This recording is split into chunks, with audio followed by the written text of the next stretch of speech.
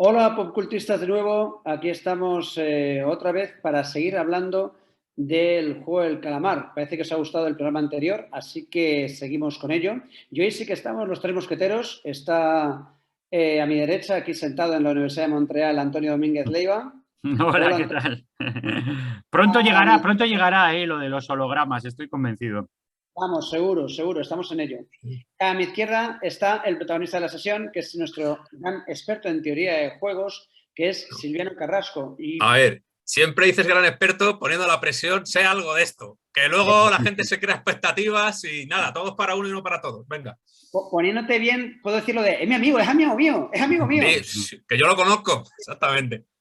Así Muy bien. que, y es un lujazo, y aquí Fernando Ángel Moreno, por supuesto, es de la Complutense, porque vamos a ofreceros algo que no vais a encontrar, yo creo, en ningún otro podcast, ni en muy pocos sitios, que es un análisis de qué hay detrás de la dinámica de los juegos que vemos en la teoría del calamar, que es prácticamente la esencia de la serie, si quitamos la parte socioeconómica.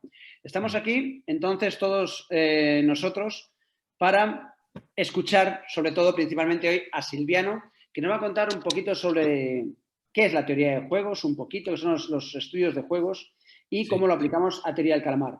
Doctor Carrasco, por favor. Muy bien, gracias, doctor Moreno. Vamos a comenzar especificando un poco qué es un juego y qué entendemos por juego y cómo lo analizamos cuando lo analizamos desde los Game Studies y qué es un juego desde el punto de vista de la teoría de juegos, pues son dos cosas muy distintas que a lo mejor la gente no tiene clara, ¿vale? Entonces, vamos a empezar por una de las cosas más interesantes, que es que algunos de los primeros estudios que se hicieron sobre los juegos, ¿vale? En el siglo XX, y tenemos aquí a este señor, Johann Huizinga, ¿no? Que publicó el libro Homo Ludens en 1938, fijaos, hace casi un siglo, ¿no? Entonces, este señor, que seguramente lo conozcáis por otros títulos como El otoño de la Edad Media, ¿no? Que Antonio seguro se lo habrá leído y todo, pues publicó un libro sobre qué es el juego. Y entonces aquí Johan nos habla del juego en la cultura, ¿vale? Entonces él considera el juego como actividad social dentro de una cultura. Es decir, es una perspectiva más antropológica o cultural que desde el punto de vista del diseño del juego, ¿vale? Entonces, él aquí pues habla del juego en general y aquí incluye cosas pues como los juegos de bailes, ¿no? Los juegos que se llaman en inglés de make believe, es decir, cuando los niños juegan a indios y vaqueros, ¿no? Pues ahora yo te disparo y tú te caes muerto, que también es un tipo de juegos, ¿no? Y también considera otro tipo de juegos como el deporte o el ajedrez, etcétera, ¿no? Entonces, él tiene muchas ideas muy buenas, ¿no? Una de las ideas más interesantes es que dice que el juego no se opone a serio, en contra de nuestra presión intuitiva, ¿no? Porque él considera que jugar es algo muy serio, lo cual se aplica muy bien al juego del calamar que veremos después, ¿no? Porque más serio que jugar al juego del calamar no hay nada, ¿no? Y el segundo concepto que me interesa rescatar de este libro es el concepto de círculo mágico, ¿no? Johann Huizinga fue el que inventó, o vamos a decir, postuló la noción de que el juego construye un universo propio con sus propias reglas que son diferentes a las reglas de la realidad, y cuando la gente empieza a jugar se crea un círculo mágico que aísla al juego de la realidad. Es decir, lo que pasa dentro del juego no tiene consecuencias en el mundo real y lo que pasa en el mundo real no tiene consecuencias dentro del juego. Entonces, bueno, a priori, como concepto teórico parece muy, muy intuitivo, ¿no? Pero luego, en cuanto escarbamos un poco, nos damos cuenta de que el círculo mágico se destruye muy a menudo y de forma muy obvia, ¿no? O sea, por ejemplo, si habéis jugado al póker por dinero y habéis apostado al póker, os daréis cuenta de que hay una noción o un elemento en el mundo real que es el dinero de la apuesta, que entra dentro del juego, que está rompiendo el círculo, ¿no? Es decir, ganar o perder al póker significa tener consecuencias muy reales en la vida real si apostáis una gran suma, ¿no?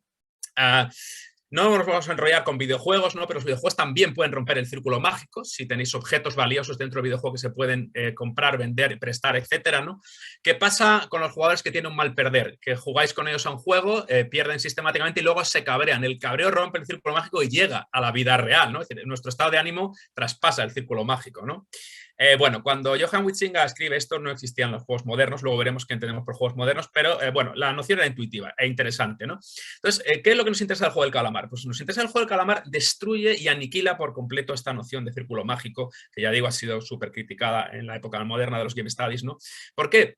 Por el simple hecho de que los participantes están apostando un elemento más real imposible, ¿no? Que son sus propias vidas.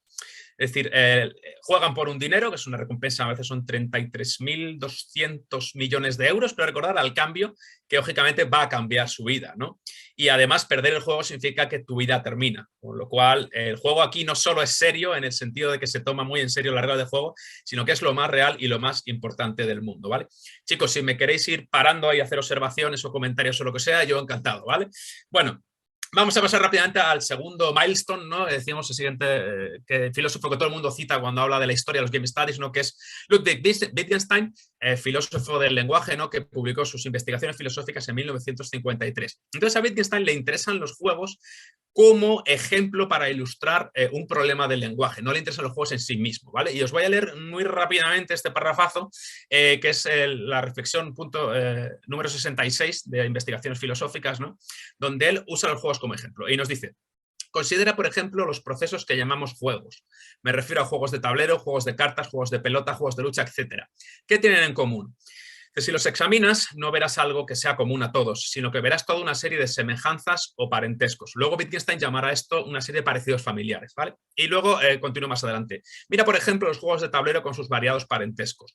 Pasa ahora a los juegos de cartas. Aquí encuentras muchas correspondencias con la primera clase, pero desaparecen muchos rasgos comunes y se presentan otros. Si ahora pasamos a los juegos de pelota, continúan manteniéndose varias cosas comunes, pero muchas se pierden. Y nos propone una hipótesis, ¿no? Son todos entretenidos, eso es lo que tienen en común, y entonces nos dice: compara el ajedrez con el 3 en raya, ¿no? Pues claro, uno es muy entretenido, otro no. Y continúa: hay siempre un ganar y un perder, hay una competición entre los jugadores. Dice: pues piensa en los juegos solitarios, ¿no? Ya se pierde ese elemento común, ¿no?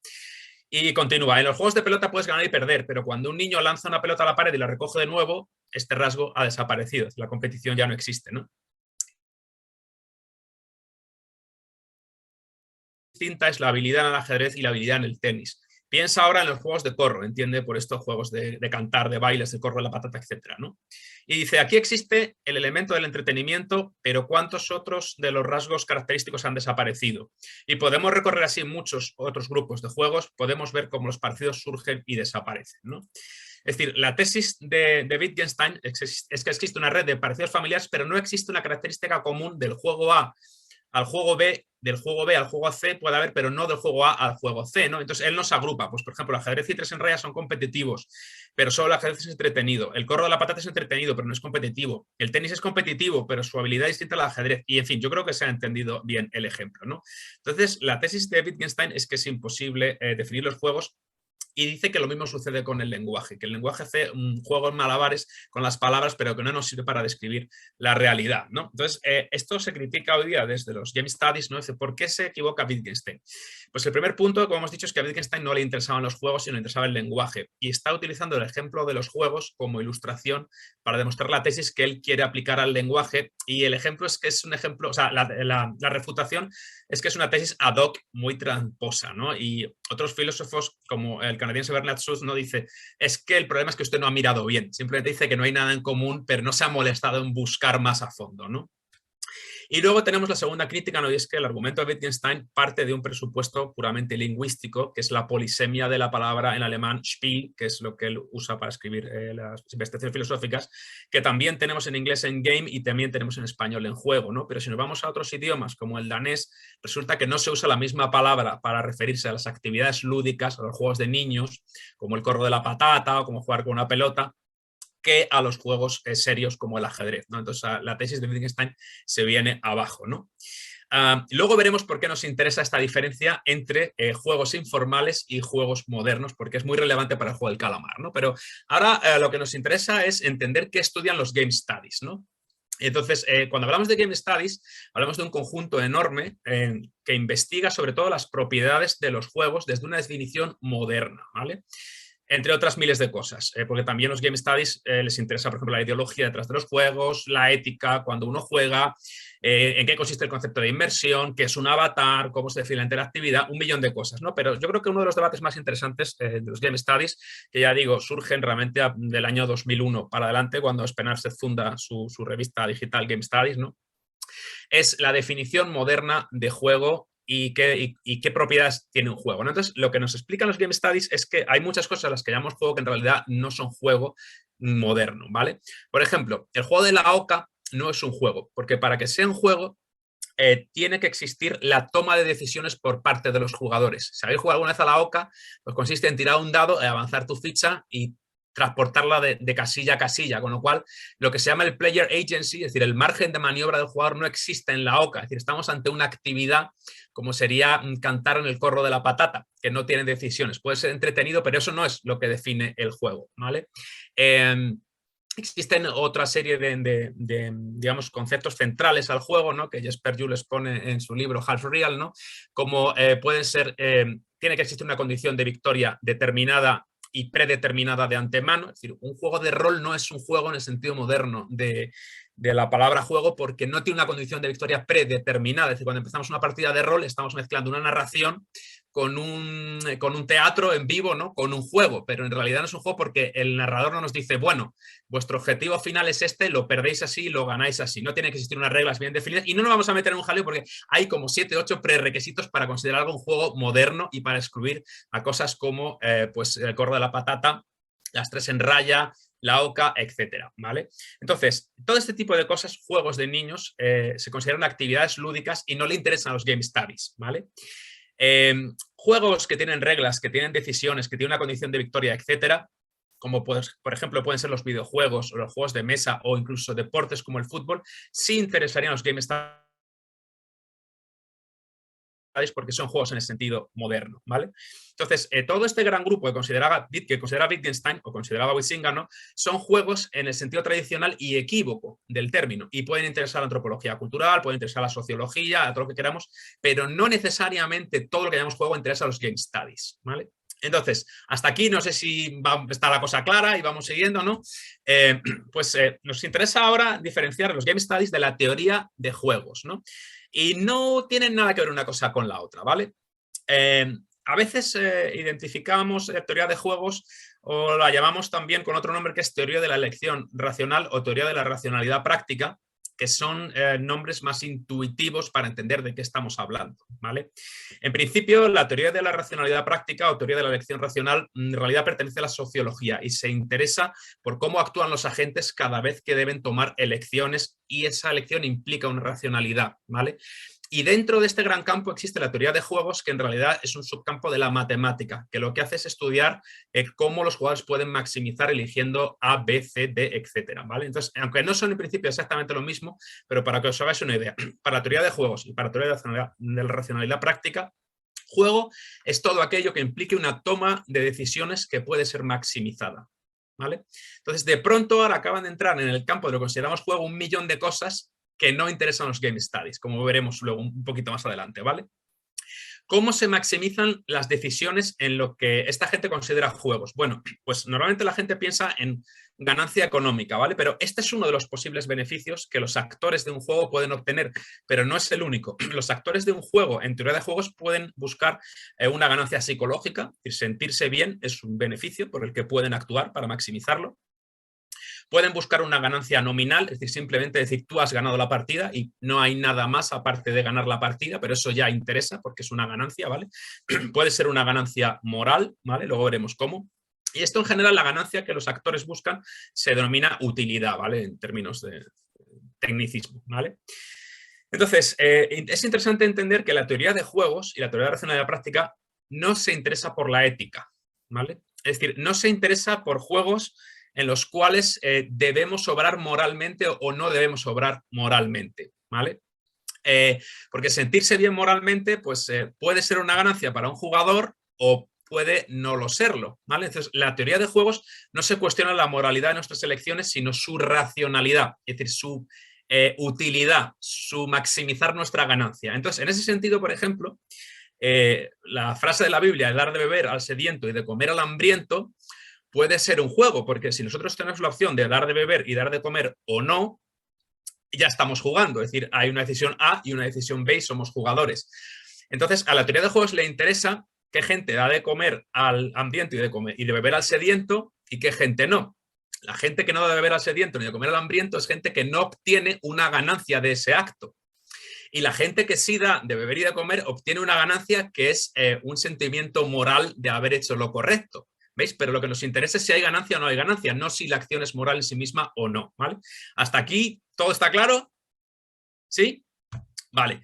Pues otros juegos, por ejemplo, que estudian la teoría de juegos clásicos son el dilema del prisionero, ¿no? Que es súper famoso, o el problema del free rider, que no tenemos aquí tiempo para detenernos a explicarlo, pero veremos algunas otras elecciones en la teoría del calamar, ¿vale?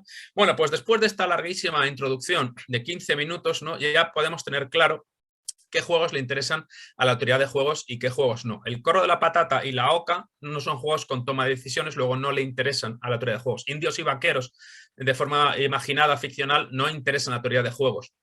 Pero de pronto ahora hay un montón de cosas, como por ejemplo, participar en una subasta y pujar o no pujar, en la cual hay una toma de decisiones y una maximización racional de la decisión, que ya sí es un juego que le interesa a la teoría de juegos. Del mismo modo... Silviano, que sí. tiene que, digamos, el hecho de que hay un sujeto, de que hay un factor humano y, sí. digamos, las implicaciones de ese factor humano respecto a un conjunto de reglas.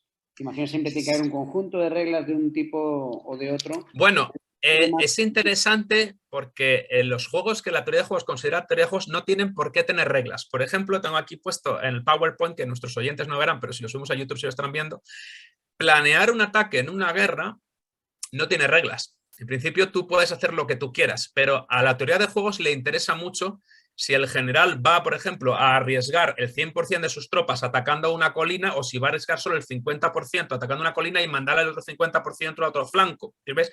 Hay una serie de decisiones donde se toman riesgos, se asumen riesgos y esos riesgos provocan pérdidas o ganancias. Vamos a decir que un cínico podría decir que hay reglas, pero realmente las reglas no se ha puesto nadie ni están predispuestas ni están diseñadas. Sí. Más que reglas son circunstancias. Otro ejemplo bueno, que por ejemplo no se considera un juego desde los Game Studies, pero sí lo es desde la teoría de la elección racional, es por ejemplo el dilema de ir a votar o no ir a votar el día de las elecciones. Y esto es un ejemplo clásico de acto irracional. Es decir, la gente no va a votar por una maximización racional de su ganancia. Es decir, para que ir a votar fuese algo racional, debería implicar que tu voto decidiese las elecciones, ¿no? Es decir, que el partido A obtuviese 1 millón de votos y el partido B obtuviese 999.999, o 1 millón también y tu voto desempatara, ¿no? Entonces, ir a votar en ese caso habría sido racional, porque tu voto ha contado para algo, ¿no? Lo que pasa es que es muy interesante, la teoría de la acción racional te dice que aún así no sería racional ir a votar, porque el hecho de que te atropelle un coche y te mate de camino al colegio electoral tiene un índice de probabilidades muchísimo más elevado a que suceda el hecho de que tu voto desempate las elecciones. Entonces, ir a votar es una cosa que la gente hace por convicción moral y por ética, pero no para maximizar, digamos, racionalmente una elección. Y aquí seguro que todo el mundo estará pensando la típica réplica de, pero si todo el mundo piensa lo mismo y nadie va a votar, dices, ya, eso es ética, eso no le interesa a la teoría de juegos, ¿vale? Porque el hecho real es que no todo el mundo piensa lo mismo. Es decir, no nos importa el qué pasaría si, sino el qué está pasando cuando yo tomo la decisión de ir a votar o no, ¿vale? Por supuesto, también interesan los juegos modernos, pues eso, como el póker, como el ajedrez, etcétera, ¿no? O situaciones como una carrera de coches mortal, ese es el típico ejemplo de Chicken, ¿no? 2 coches se dirigen a un túnel, solo hay espacio para que pase uno de ellos y solo uno de los dos puede pasar. Entonces, mis decisiones son acelerar o frenar. Si freno, pierdo.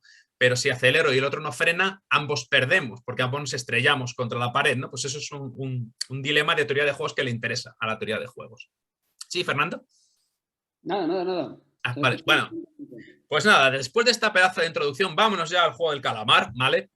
Y lo interesante del juego del calamar es que convierte lo que hemos considerado actividades lúdicas tradicionales, es decir, juegos de niños que no interesan a los Game Studies y a priori no interesan a la teoría de juegos, como son escondite inglés, como son recortar unas galletas con forma, como es tirar de la soga, las canicas, la rayuela, el balón prisionero, ¿no?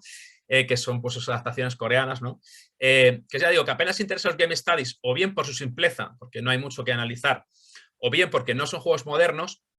Ahora de pronto estos juegos infantiles, estas actividades lúdicas, le interesa mucho la teoría de juegos, porque se acaban de insertar en un contexto en el que existe una pérdida neta, que es la vida del concursante. Es decir, si el concursante no juega bien, se produce una pérdida neta, que es tu vida, ¿no? que te interesa evitar, por lo tanto te interesa elegir racionalmente para maximizar tu elección, ¿no? Además de la pérdida neta, añaden una ganancia absoluta, que son los miles de millones de euros que se juegan, ¿no?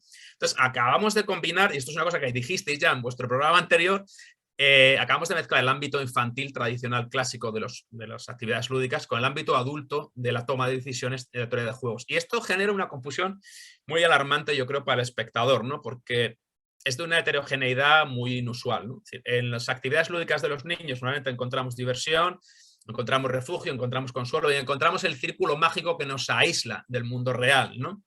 Y sin embargo, cuando tenemos actividades que estudian la teoría de juegos, normalmente lo que tenemos es estrés, ¿no? Como hemos dicho, planear un ataque en una guerra, pujar en una subasta. Entonces, ¿qué pasa cuando estos dos ámbitos se mezclan, como sucede en el juego del calamar? Pues el resultado es increíblemente impactante para el agente que tiene que tomar la decisión, ¿no? Bueno, ¿por qué a mí el juego del calamar no me gustó como a vosotros o lo encontré inquietante? Fundamentalmente lo que vamos a ver ahora que son las reglas y el espíritu de las reglas, ¿vale? Y esto es una cosa por la cual se interesan los game studies, es decir, juegos modernos todos tienen que tener reglas, os recuerdo, si no tiene reglas no es un juego moderno, ¿vale? Y la regla es un aspecto del juego que para que el juego sea un buen juego tienen que estar muy definidas y muy claras, ¿vale? ¿Qué es esto del espíritu de las reglas? Bueno, pues hay cosas que se asume que las reglas hacen y no están declaradas explícitamente por las reglas, ¿vale? Las reglas de un juego, por ejemplo, no contemplan todas las posibles interacciones en casos extremos del juego. Las reglas del juego asumen que los jugadores quieren cooperar con lo que las reglas permiten hacer. ¿Qué significa esto de que asumen que los jugadores quieren cooperar? Bueno, pues por ejemplo, las reglas asumen que no se puede hacer lo que no está detallado como permitido en las reglas, ¿vale? Y os pongo un ejemplo muy bueno. Hace unos años estábamos jugando, un amigo mío y yo en una residencia, a un juego de mesa que se llama Rune Wars, un saludo para Edu. Y entonces Edu está explicando las reglas al resto de jugadores que nunca había jugado y dijo, bueno, el juego consiste, es un juego de batallas, ¿no? Es lo que sería un word game muy ligerito y consiste en acumular una serie de runas para ganar la partida, ¿no? Entonces él dijo, pues las runas las podéis conseguir a base de confrontación bélica con el oponente, el que gana le quita una runa al otro, se pueden conseguir pujando cuando ciertas cartas permiten pujar, se pueden conseguir cuando un héroe hace esto, hace lo otro y tal, ¿no? Y después de explicar esto, yo dije al resto, bueno, hay una cosa que Edu nos ha dicho, que es otra forma de conseguir las runas, que es cuando Edu no mira, echáis mano a la caja del juego y robáis una o dos y os la ponéis en vuestro tablero.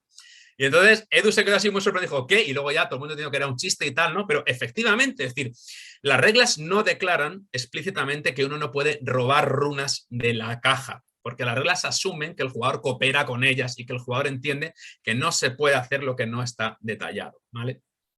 Hay un juego muy divertido de tablero que se llama Munchkin, que se basa precisamente en el cachondeo de Munchkin. Es un jugador que, digamos, maximiza racionalmente todas sus decisiones para obtener el personaje más potente y al cual no le importa la coherencia. Entonces, en la portada de Munchkin tenéis un típico personaje de rol con un martillo, un casco, unos cuernos, una espada y una motosierra, ¿no? Pues el tío que quiere que su personaje lleve una motosierra y por qué no puede llevar una motosierra es un Munchkin. Es decir, es una persona que funciona muy bien desde el punto de vista de la teoría de juegos porque maximiza racionalmente para que su personaje sea hiperpotente, pero no funciona muy bien desde la inmersión lúdica porque no le importa la coherencia del personaje, ¿no?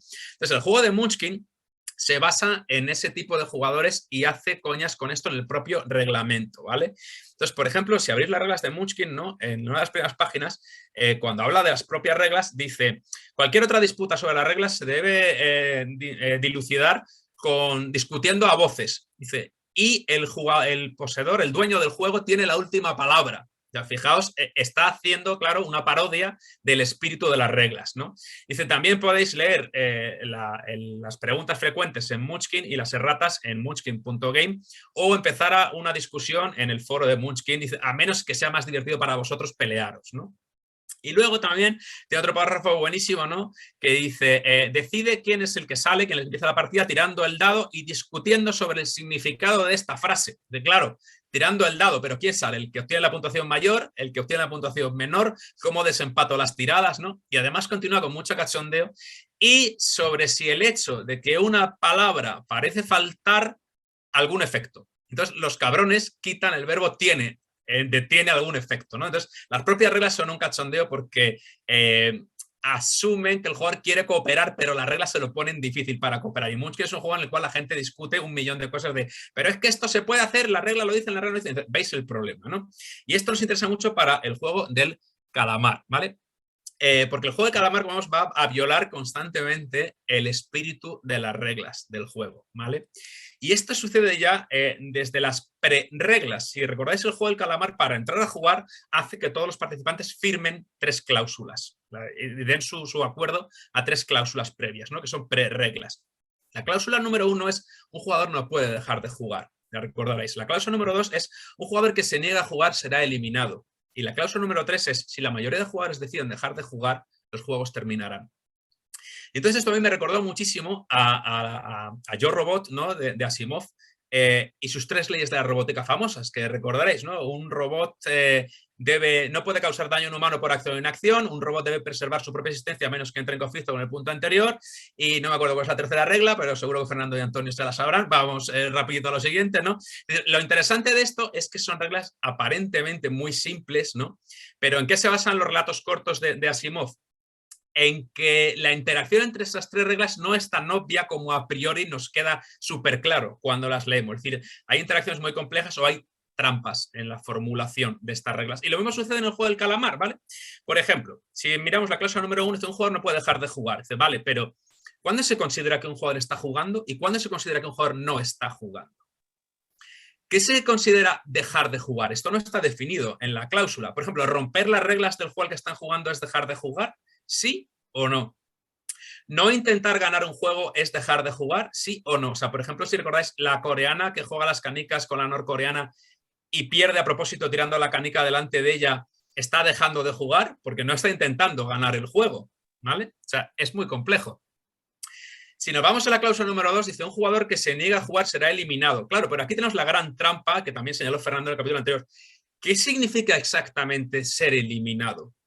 Porque el espíritu de las reglas asume, y esto pasa en todos los juegos del mundo, que ser eliminado significa abandonar la partida y abandonar la competición. Sin embargo, ser eliminado en el juego del calamar, vamos a aprender enseguida, después del primer juego, que significa otra cosa muy diferente. Con lo cual se está... Sí. Me permite que es el gran problema, como comentamos, del juego del calamar, que los primeros muertos del juego se está haciendo trampa, porque va en contra del espíritu de la regla en los términos que estás hablando. Exactamente. Que es eliminado como que te vas, de manera que me están matando traición. Sí, sí, y esto lo veremos en el primer juego también. Es decir, es importante prenegociar desde antes de que empiece el juego las condiciones de victoria y las condiciones de derrota. Y en el primer juego de escondite inglés no están aclaradas. Bueno, y la cláusula número 3 dice una cosa muy interesante, que si la mayoría de jugadores deciden dejar de jugar, los juegos terminarán. Pero si os fijáis, esto entra en conflicto directo con la cláusula número 1, que es un jugador no puede dejar de jugar. Entonces, ¿cómo es posible pedir un voto para abandonar el juego cuando desde el momento en que pides un voto lo que estás pidiendo es dejar de jugar? ¿Vale? Es decir, ¿cuándo se puede pedir ese voto para abandonar? ¿Se puede pedir en medio de un juego o se considera que querrías negarte a jugar? ¿Se debe pedir cuando no hay un juego en marcha? ¿Qué pasa si hay gente que no vota? Esto, por ejemplo, es un escenario que no contempla el calamar. ¿Qué pasa si una de las personas dice, yo es que no quiero votar? Si alguien no votara, ¿qué se entiende por la mayoría? ¿Es la mayoría absoluta? ¿Es la mayoría relativa? Vamos a imaginarnos que de las 200 personas que quedan, 50 deciden no votar. Eso crea un escenario de mayoría relativa y mayoría absoluta. Es decir, ¿veis? Las cláusulas, para empezar, no están nada bien definidas. Añádele el que yo pueda decir 40 veces quiero votar. Efectivamente. Esto, es decir, una hora. Nada de esto está bien dilucidado y debería estarlo para que consideremos al jugador un actor libre que participa en el juego de plena voluntad, ¿vale? Entonces, el elemento más importante de todos, ¿no? Por los cuales no se puede considerar, por lo menos el primer juego del calamar, como un juego, ¿no? Afecta a los resultados posibles, y esto interesa a la teoría de juegos, que es cómo puedo maximizar mi elección, ¿no? Y es que el resultado de la derrota, que es la muerte del jugador, no está explicitado desde el primer momento, como ha dicho Fernando, ¿no? Es decir, no se explica a los jugadores qué significa ser eliminado y qué sucede si pierdo. Y esto va a afectar a las decisiones que van a elegir tomar o no tomar, ¿vale? Así que de este modo, al no estar explicitado qué significa ser eliminado, resulta imposible para el jugador trazar una verdadera estrategia racional desde el primer momento, ¿vale? Porque desconoce los valores reales de los resultados de sus acciones y por tanto no puede optar por estrategias, por ejemplo, de lo que se llama minimax, maximin, o sea, bueno, la gente no entenderá lo que es esto, ¿vale? Pero minimax, por resumirlo, no es exactamente esto, pero para que todo el mundo se entienda, es tomar la decisión que minimiza tu pérdida máxima en el juego, ¿vale? Es decir, asumiendo que mi oponente es racional y toma la decisión que más le beneficia, yo debo tomar la decisión que minimiza mi pérdida, ¿vale? Eso es lo que se llama minimax. Y maximin es un poco más complejo porque no es exactamente lo contrario, pero bueno, podríamos entenderlo como también puedo tomar una decisión que arriesgándome a perder maximiza mis ganancias, ¿vale? Bueno, entonces, a veces no se pueden tomar decisiones de este tipo de cómo maximizo mi ganancia, cómo minimizo mi pérdida, porque los juegos tienen información incompleta, es decir, no sabemos qué va a hacer el oponente ni qué opciones tiene el oponente, ¿vale? Pero en el caso del calamar no sucede que sea un juego de información incompleta, sino que es un juego con información falsa. Es decir, cuando el valor de la derrota no está explicitado, nos están engañando. Creemos que el valor de la derrota es irme a casa sin dinero. Pero no es eso lo que está pasando. Es decir, si tenemos información falsa, no es un juego. No es un juego ni desde el punto de vista de game design, ni desde el punto de vista de la teoría de juegos, ¿vale? La teoría de juegos y el game design no prevén un juego en el cual al jugador se le dice esto pasará si pierdes, o las reglas asumen que esto pasará si pierdes, pero en realidad sucede otra cosa, ¿vale? Bueno, vamos a meternos ya, en media hora llevamos, con el análisis desde el punto de vista de la teoría de juegos de los 6 juegos del calamar, ¿vale? Y el primero que tenemos es el de luz roja, luz verde, que si recordáis es la muñeca que se gira y mata a todo aquel que se está moviendo, que en español se llama toda la vida el escondite inglés, ¿vale? Entonces, lo que sucede con este juego es que el jugador cree que sus resultados posibles son solo 2, ¿vale? Que es ganar millones, que es el posible resultado a largo plazo en caso de victoria de todas y cada una de las pruebas, o el resultado número 2, que es no ganar nada, que es el posible resultado a largo plazo, o si sucede una derrota ya en el primer juego del escondite inglés. Entonces, esto es muy sencillo de valorar en teoría de juegos. Se le asigna al resultado de no ganar nada un 0 y se le asigna al resultado de ganar millones un 1, explicando que ganar millones es un resultado preferible a no ganar nada, ¿vale? Y en base a esos dos resultados, uno preferible y otro no preferible, el jugador toma sus decisiones, ¿vale?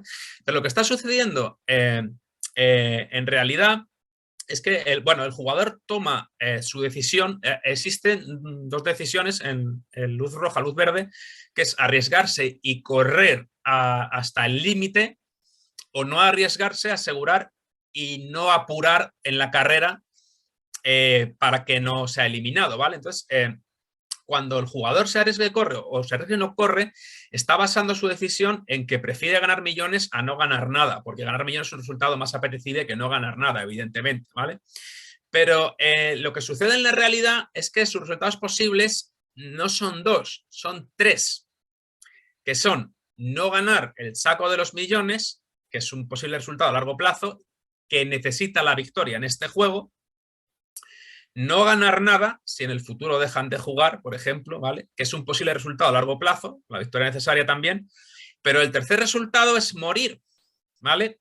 Y morir es un resultado seguro en caso de derrota. Entonces, si asignamos valores a esos 3 posibles resultados, tenemos que el juego cambia mucho, porque no sucede como en el caso anterior, en el que ganar millones es un +1 y no ganar nada es un 0, sino que ahora ganar millones, por ejemplo, le podemos asignar un valor de +4 y no ganar nada +1. Es decir, el jugador prefiere ganar millones a no ganar nada. Pero hay un tercer resultado que es morir, a lo cual le podemos asignar un valor, por ejemplo, de -20. Es decir, para la mayoría de los jugadores es 5 veces menos apetecible morir que ganar los millones, ¿vale? Entonces, ahora resulta que la derrota a la cual antes habíamos asignado el valor de 0 no es un elemento que apostar de la misma forma que si yo le asigno un valor de -20. Es decir, con un valor de -20 la derrota no es una opción, ¿vale? ¿Entendéis el problema, no? Sí, Fernando. Sí, una cosilla solo. No es tanto sobre este juego, sino lo que dices en general también. Hay un problema que lo comentamos yo creo en el anterior programa, que es el hecho de que veamos al policía en uno de los capítulos ver que solo ha habido un ganador cada vez de los juegos. Y no es una cosa de traducción de los subtítulos o el qué. Cuando dicen en el primer capítulo o en el segundo, dicen podéis ganar los millones. Sí, esto es...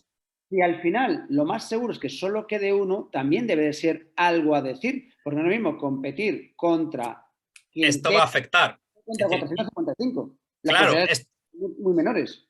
Esto está puesto luego más adelante. Yo tengo que saber si el juego es semi-cooperativo, cooperativo o competitivo. Son tres cosas muy diferentes, ¿vale? Y tengo que saber si el juego es de suma cero o no es de suma cero. Luego veremos lo que es un juego de suma cero. Al juego que implica los 6 juegos. Sí, sí, al juego del calamar, vamos a llamarlo así. Exacto. Y luego hay otro problema, es que efectivamente cuando el policía ve los ficheros, solo ve un ganador por año. Pero a priori debería ser posible que varias personas llegasen al juego del calamar final, el de Rayuela, vamos a decirlo así, Rayuela coreana, y en ese caso deberían jugar por equipos, entendemos. Hay un equipo atacante y un equipo defensor, pero claro, lo que se nos ha mostrado a nosotros en la serie es que al final solo llegan 2 personas, con lo cual cada equipo solo está compuesto de una persona, ¿no? No sabemos si es, vamos a decir, una manipulación malévola de los creadores del juego, ¿no? Para que solo se lleguen 2 al final, pase lo que pase. Por ejemplo, recordad que la norcoreana muere porque le explotan el puente de cristal justo detrás de ella y un cristal la atraviesa, entonces eso causa su muerte. Es decir, no tenemos idea, eso no podemos saberlo. Y eso también es muy importante, como veremos después, ¿no? Entonces, en definitiva, las decisiones racionales de los jugadores se ven afectadas por el resultado esperable. Es decir, yo no tomaré los mismos riesgos si sé que perder implica irme a casa que si sé que perder implica morir, ¿vale? Bueno, ¿en qué consiste el juego de luz roja, luz verde? Bueno, pues luz roja, luz verde, su dinámica principal es lo que en inglés se conoce como el push your luck, es decir, el tentar a la suerte de toda la vida, ¿vale? Si pensáis en otros juegos de tentar a la suerte, pues podéis pensar, por ejemplo, en el Blackjack, ¿vale? O en las 7 y media, que es la versión española del Blackjack, ¿no? Que consiste en no me arriesgaré y me plantaré con el número que tengo, o me arriesgaré y pediré una carta más, ¿no? Si pensáis en el cine, en la peli del cazador, ¿no? La de Christopher Walken y Robert De Niro, pues la ruleta rusa es un juego de tentar a la suerte. Es decir, cada vez que yo tomo la pistola, asumiendo que me puedo plantar, que es una opción que ellos no tienen en la peli, ¿no? Pero bueno, asumiendo que yo me puedo plantar, pues mis opciones son arriesgarme y apretar el gatillo, con lo cual puedo perder o ganar una ventaja sobre el otro, o plantarme y aquí termina el juego, ¿no? Entonces, en el juego de luz roja, luz verde, ¿no? Correr, es decir, apurar la carrera cuando la muñeca está girada, da una ventaja sobre los que no corren tanto, sobre los que van andando, por ejemplo, ¿no? Pero aumenta el riesgo de derrota, pues si la muñeca se gira y te pilla corriendo, pues estás eliminado, ¿no? A la inversa, ir despacio o no correr tanto, ¿no? Reduce el riesgo de morir, pero es posible perder si las personas que se están arriesgando obtienen ventaja sobre ti, ¿vale? Esto no sucede en luz roja, luz verde, porque en este juego todo el mundo puede ganar. Es decir, no sucede que hay perdedores y ganadores, ¿vale? Pero lo que están, con quienes están jugando es contra ellos mismos, en el sentido que perder significa morir, ¿no? Otra Vale. cosilla. Sí. Cosilla. Es interesante que estés en el primer juego, porque Sí. te da la sensación de que no estás compitiendo. Y yo creo recordar que dicen a los jugadores que en los siguientes pueden tener que competir entre ellos. Entonces también es falaz también. A ver, yo solo estoy en contra de la serie. Lo que veo, estoy en contra del cabrón que ha diseñado los juegos, el viejo. Sí. Realmente la serie no tiene por qué ser justa con los juegos. El que tiene que ser justo con los juegos es el diseñador de los juegos, el ficcional. Sí. De esto hablaremos también después. El jugador asume que el juego es justo, cuando el juego no tiene por qué serlo, pero si no lo es, habrá problemas. Entonces, bueno, como es aquí, ¿no? La diferencia con el Blackjack, el sistema de la ruleta rusa, ¿no? Es que en el calamar la competición no es directa. Es decir, yo no juego contra la banca o contra otro tipo que aprieta el gatillo, sino que a priori todo el mundo podría ganar, ¿vale? En los juegos de suma cero, uno gana lo que el otro pierde. Es decir, la ruleta rusa, por ejemplo, es un juego de suma cero. Si el otro muere, yo vivo, y si yo muero, el otro vive, si no hay opción de plantarse, ¿no? Entonces es un juego de suma cero. Cuando 2 personas se pelean por un salvavidas y solo hay un salvavidas, eso es un juego de suma cero. Lo que uno gana, el otro lo pierde, ¿vale? Y en el juego del calamar este juego no es de suma cero, ¿vale? Es decir, todo el mundo podría ganar a priori o todo el mundo podría perder, ¿vale? Bueno, pues el juego es un poco más complejo de analizar porque está enmarcado dentro de otro juego mayor, que es el juego del calamar en el sentido de la apuesta por la gran hucha de dinero, ¿vale? Y esto afecta a las decisiones racionales que pueden tomar los jugadores, ¿vale? Entonces aquí hay varias cosas. Por ejemplo, las reglas del escondite en inglés de toda la vida, recordad, el escondite inglés y mover la mano y los pies 1, 2, 3 y se giran y quien pilla moviéndose está eliminado, ¿no? Pues las reglas del escondite inglés asumen que una jugada no válida es empujar a un rival. Es decir, no es una jugada válida empujar a un rival para que se mueva y lo eliminen. Pero y aquí tenemos el primer problema en el juego del calamar. En el juego del calamar no hay jueces que velen por el cumplimiento de las reglas. Lo único que hay son ametralladoras Además, me gustó mucho cuando evocasteis las matanzas de la guerra y tal, ¿no? Y sensores de movimiento. Con lo cual resulta que descubrimos muy pronto en el propio juego que las reglas en realidad sí permiten empujar a otro jugador para matarlo. Recordad que la norcoreana le dice al mafioso, ahora te tengo delante, bastaría un empujón y ya está. Y esto sucede en el juego, ¿no? Entonces, esto nos plantea la pregunta, ¿no? Desde el punto de vista de teoría de juegos, ¿no? ¿Es racional empujar a otro jugador estando tú detrás de él y eliminarlo? Asumiendo, por supuesto, como he dicho, que no eres un jugador ético, sino que eres un jugador que quiere maximizar su premio. Es decir, no nos importa la ética de matar a otra persona, sino nos importa la racionalidad de maximizar o no maximizar. Y entonces aquí esto es una cosa que Fernando también evocó y me reventó en el programa anterior, ¿no? Porque la respuesta a esta pregunta no es nada obvia. Podríamos pensar, sí, es racional empujar a otro jugador para que lo maten, porque cada jugador muerto añade dinero a la hucha y aumenta la recompensa a repartir y al mismo tiempo disminuye el número de gente entre los cuales la recompensa se reparte. Pero, y esto fue lo que señaló Fernando, al mismo tiempo resulta que no es racional empujar a otro jugador porque no sabemos qué pruebas esperan más tarde. Y puede ser que más adelante haya una recompensa por ser más personas jugando, como sucede de hecho en la prueba del puente. Es decir, si en el puente hubiesen llegado 32 personas vivas, sin duda habrían atravesado el puente porque hay solo 16 elecciones, ¿vale? Entonces, ¿qué es lo que está sucediendo aquí? Que nuestra información es incompleta, con lo cual, como no sabemos qué pruebas nos esperan después, no podemos tomar una decisión racional a la hora de empujar o no empujar a otro jugador. ¿Sí, Fernando? Sí, y aquí me viene también una idea kantiana de la idea de que la ley, hay dos formas de hacer que se cumpla la ley. La más efectiva es la interiorización del espíritu de la ley. Dice Kant que, bueno, que es prácticamente imposible de conseguir para mucha gente, ¿vale? O la existencia del sancionador. Siempre decimos que en la universidad la gente hace lo que da la gana porque no es sancionador. Entonces aquí me parece muy importante la idea de que no hay sancionadores, hay ejecutores, que no es exactamente lo mismo. Porque el ejecutor es alguien que ejecuta una sanción, pero la sanción tiene que ser decidida por alguien. Y aquí, en ningún momento, que habría sido muy interesante, una figura en plan gran hermano que hace cuando hablara y dijera, disculpe, usted está contraviniendo las reglas del juego.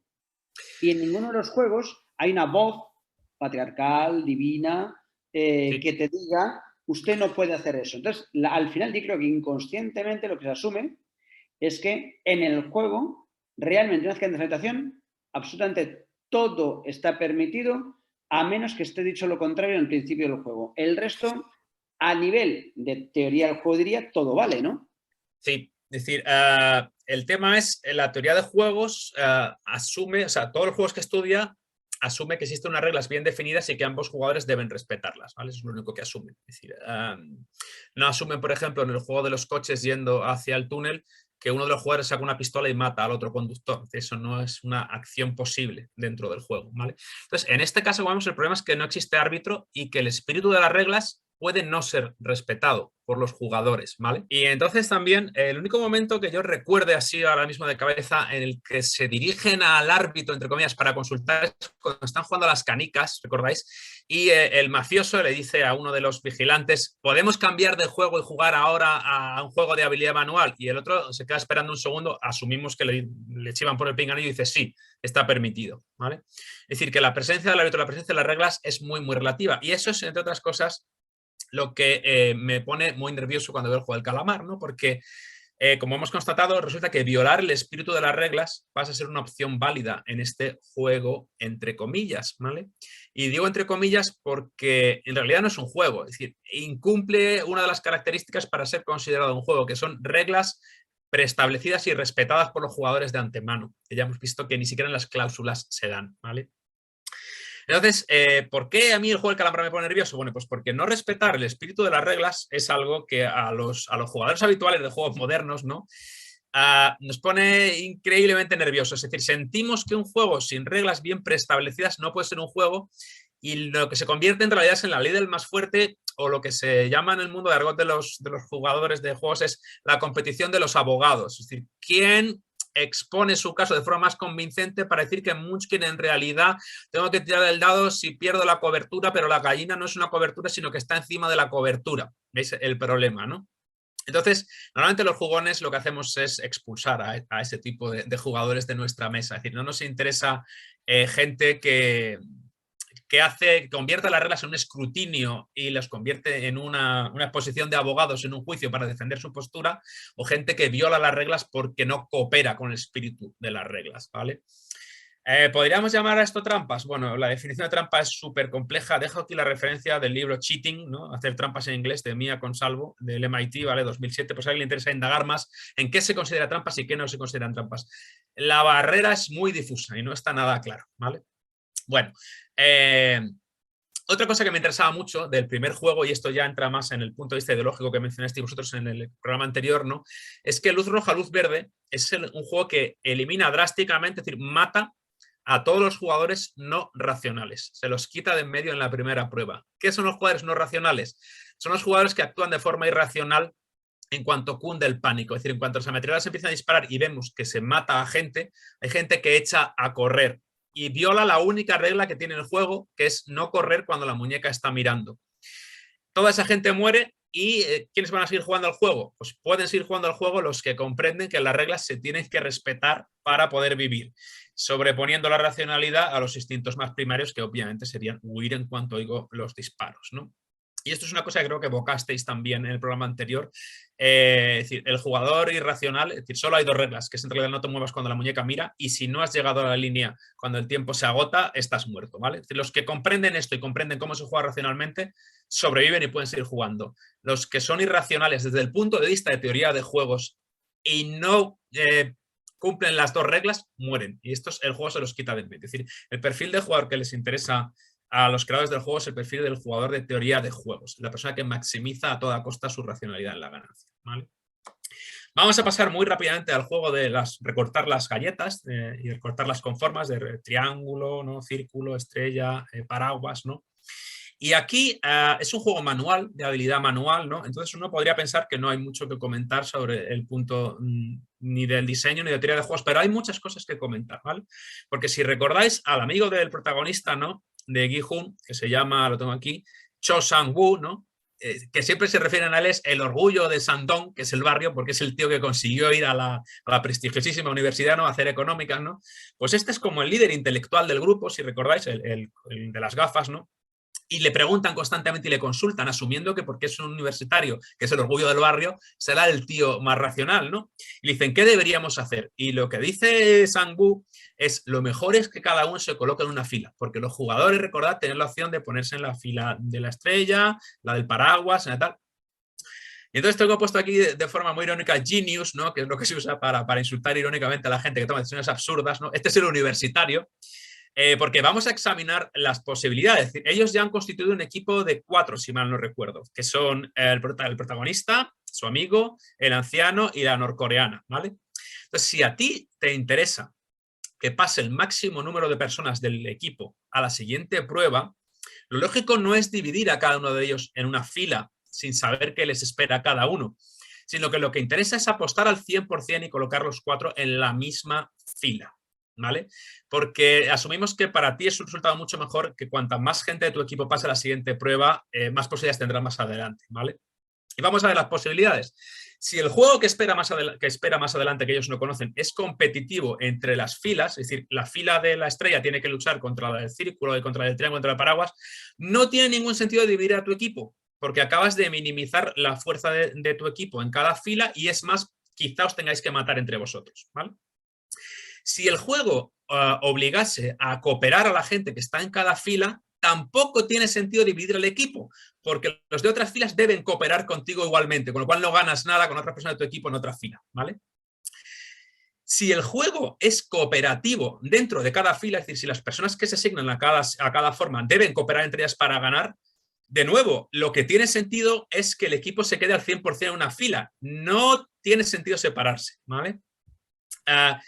Si el juego es, como de hecho sucede, no es ni competitivo ni cooperativo, sino que cada fila va a recibir una prueba diferente, que es lo que les pasa a ellos, de nuevo tiene sentido no separarse, porque lo que quieres es que todo el mundo en el equipo corra el mismo destino, ¿vale? Para maximizar tus posibilidades si todos pasáis, ¿vale?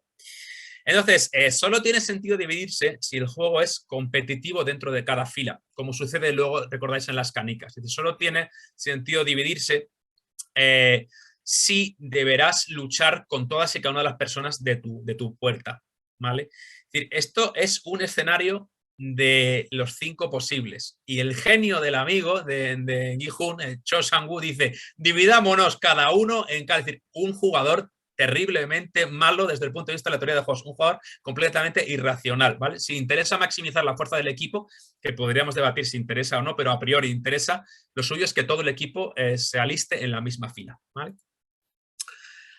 Luego tenemos otra jugadora que es otra genia, ¿no? Yo la llamo la coreana histérica, pero su nombre real es Han Min-yo, que es la del mechero, ¿no? La que muere en el puente, ¿no? Al final, sacrificándose, ¿no?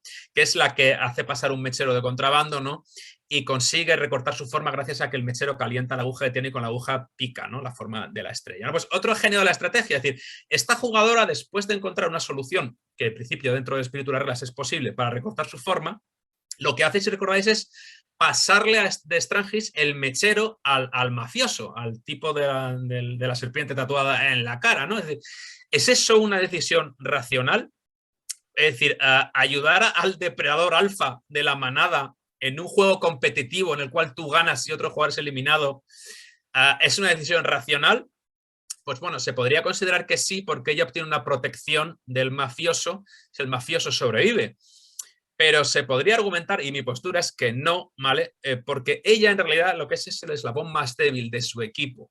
Es decir, su equipo es el equipo de los machos alfa, ¿no? Viriles, los tipos duros, y no tiene absolutamente ninguna garantía de que el yakuza, bueno, es yakuza, pero es coreano, ¿no? De que el alfa, el mafioso, cumpla su palabra y más tarde la proteja o la vaya a ayudar. Sin embargo, ella gana muchísimo si elimina a este jugador, porque lo que acaba de hacer es eliminar a uno de los rivales más duros físicamente de la competición. Tengo aquí apuntado cómo se llama, Jang Deok-soo, ¿vale? Sí, Fernando. Una cosa interesante que es también el por qué ciertos jugadores cometen estos errores. Evidentemente, en el caso anterior de salir corriendo en medio de un tiroteo, pues tiene su sentido por el miedo y el terror y lo que dices El instinto. no controlar las emociones. Y en este caso estaría un poquito de estrategia aprendida toda tu vida de unirte al más fuerte, no al más listo. Sí. O no al que vaya a protegerte mejor porque sea más... Es decir, lo suyo sería darle esto quizás al bueno, al héroe, que es el que te va a ayudar a protegerte, no dárselo a este. Pero eso es interesante siempre leer por qué un jugador juega mal. Esto es otro rollo, pero que tiene más que ver con No. Esto le interesa muchísimo a la teoría de la elección racional. Es decir, porque la teoría de la elección racional nos dice que, por ejemplo, hay muchísimos efectos que provocan que los agentes no actúen racionalmente. Uno de ellos es el que has mencionado tú, que es, por ejemplo, la dinámica de grupo. Es decir, si os fijáis, cuando ofrecen a los jugadores firmar las cláusulas, el único que se plantea que quizá no sea una buena idea es el protagonista, es Gi-hun. Tiene un momento de duda y mira. Y entonces el plano nos muestra que todo el mundo está firmando. ¿Qué es lo que hace él? Tomar una decisión altamente irracional, que es comprometerse unas cláusulas no explícitas porque todo el mundo está haciendo lo mismo. Es decir, la dinámica de grupo impulsa. Y aquí en este sentido lo que dice esto es una conducta aprendida de, bueno, el líder de la manada me protege, pero un jugador racional vería clarísimamente, que luego veremos interesante, no interesa, y esa es la paradoja enorme del juego, no interesa ni siquiera agruparse por equipos, si la competición es directa y absoluta en un juego como los Juegos del Hambre. Desde el momento en que un jugador puede matar a otro jugador, no interesa para nada estar en un equipo con el macho alfa de la manada, porque el macho alfa de la manada es una persona que puede matar a todas las demás, con lo cual, si el resto de jugadores son racionales, es el primer objetivo que debe ser eliminado.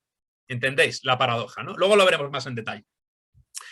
Bueno, otra cosa que me interesó mucho de la prueba de las formas y las galletas, ¿no? Es que, si recordáis, en este momento sucede lo que sucedería en la vida real, y es que uno de los jugadores se revela, y bueno, hay uno de ellos que le quita la pistola a uno de los guardianes, que es lo primero que pasaría, si esto sucede de verdad, ¿no?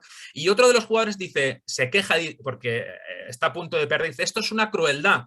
Y dice, unas formas son muy sencillas y otras son imposibles. Claro, si te toca el paraguas es casi imposible reclutarlo a menos que recurras al truco que hace nuestro protagonista, ¿no?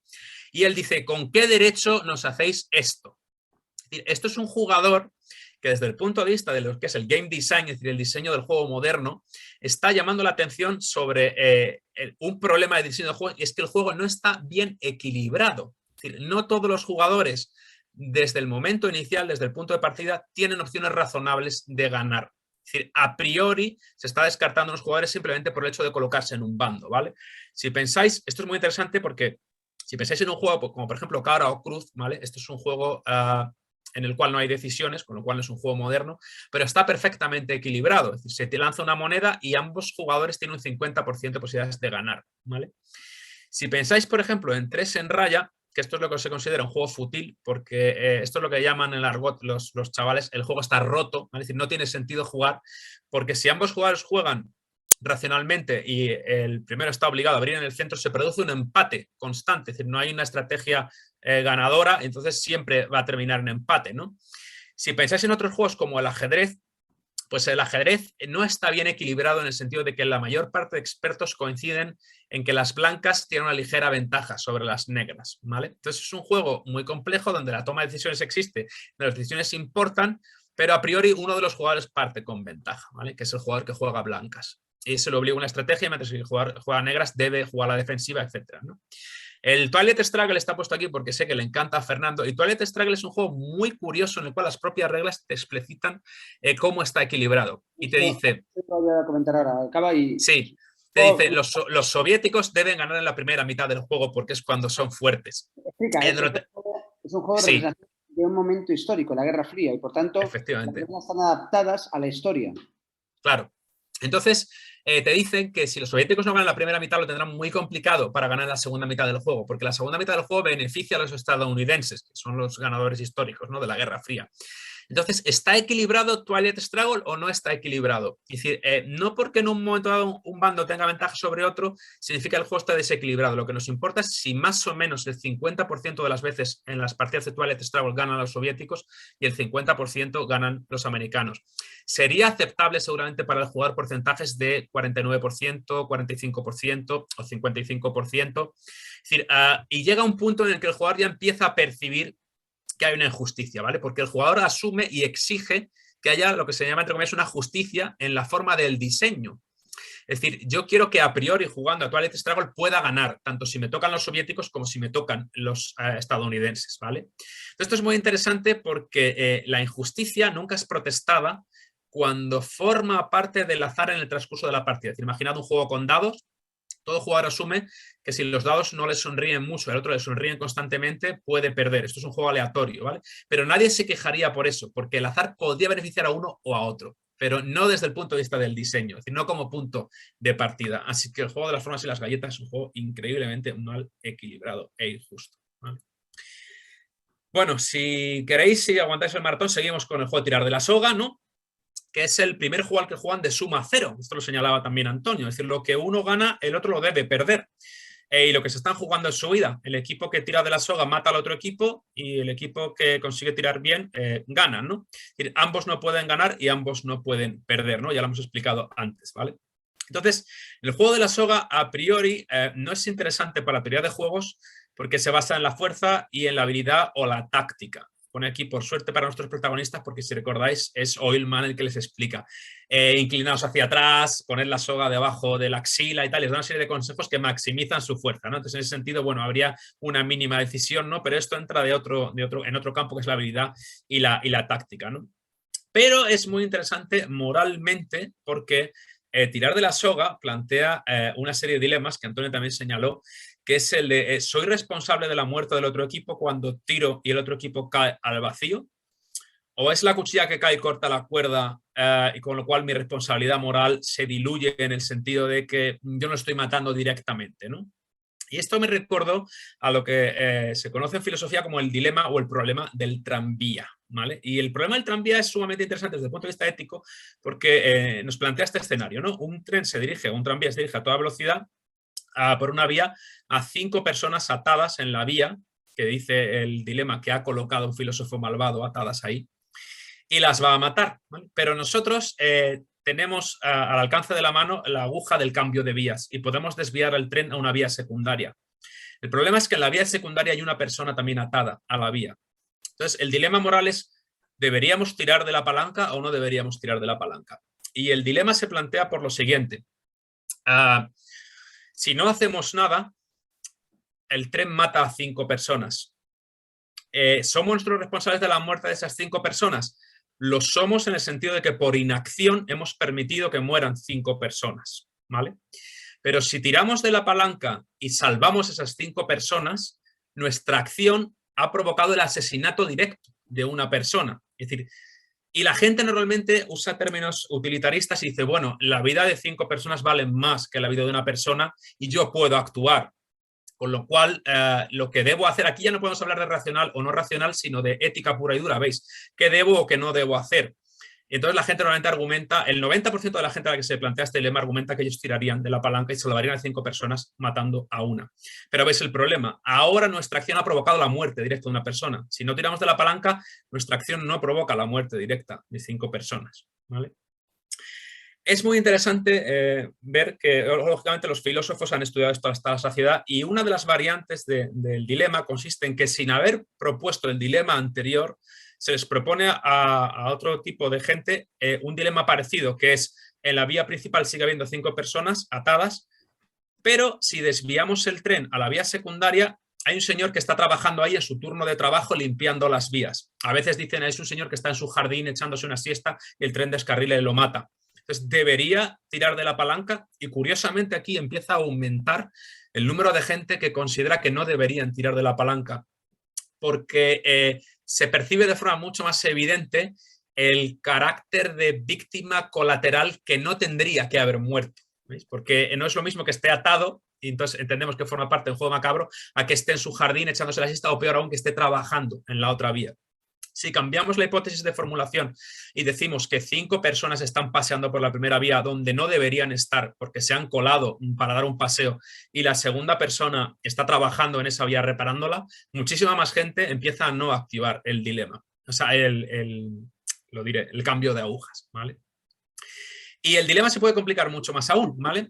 Sí, Fernando. Un enredo filosófico, pero aquí, en primer lugar, todos estos escenarios metidos en el juego del calamar llevan también al hecho otra vez de por qué incumples reglas o por qué haces ciertas decisiones, por, digamos, otra vez la inercia de la analogía con la vida.